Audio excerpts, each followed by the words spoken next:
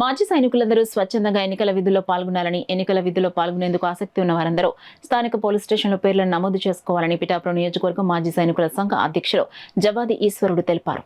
పిఠాపురం నియోజకవర్గం మాజీ సైనికుల సంక్షేమ సంఘం సమావేశం జవాది ఈశ్వరుడు అధ్యక్షతన జరిగింది. సమావేశంలో పలు అంశాలపై మాజీ సైనికులు చర్చించారు.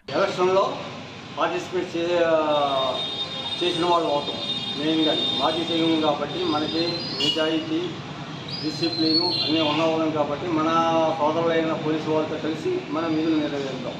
Main important. అందుకే అందరికీ రిక్వెస్ట్ ఏమంటే ప్రతి ఒక్కరూ తమ పేరు అంటే దీంట్లో ఏజ్ లిమిట్ ఏమీ లేదు.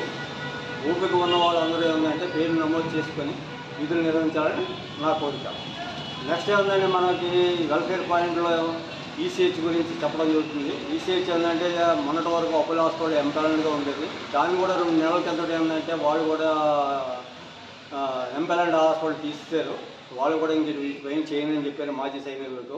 అందుగురించి ఇప్పుడు ఏది హాస్పిటల్ లేదు కాబట్టి మనం అందరం కలిసి ఏదో ఒక హాస్పిటల్ పెట్టాలంటే మన మాజీ సైనికులుగా దగ్గరలో వైద్యం చేయించుకోవడానికి వీలుగా ఉంటుంది. లేకపోతే ఖర్చు పెట్టడానికి ఏదైనా జరిగిన ఏళ్ళ ఏదైనా యాక్సిడెంట్ కానీ ఎమర్జెన్సీ వచ్చిన ఏళ్ళ ఏది మనకి ఏంటంటే ఎంపానల్డ్ హాస్పిటల్ లేదు.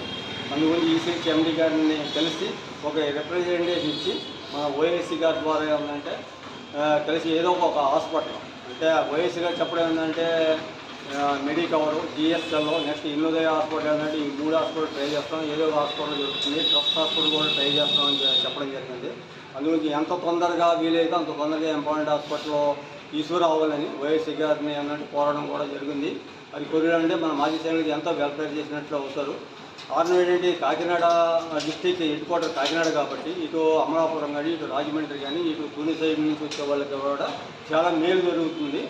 నెక్స్ట్ అదేవిధంగా సిఎస్టీ వెల్ఫేర్ పాయింట్స్ చూసేలా ఉంటే మనకి అందుబాటులో ఏంటంటే జనరల్ ఐటమ్స్ కూడా సరిగా రావడం లేదు. ఈ మధ్యని ట్రైన్ విషయమై కూడా ఏంటంటే మనకి ఏవో గారిని కానీ సెక్యూరిటీ క్యాంటీన్ ఆఫీసర్ గారిని కలిసి మాట్లాడడం జరిగి మన మాజీ సైనికుల వెల్ఫేర్కు దోహదపడదాం.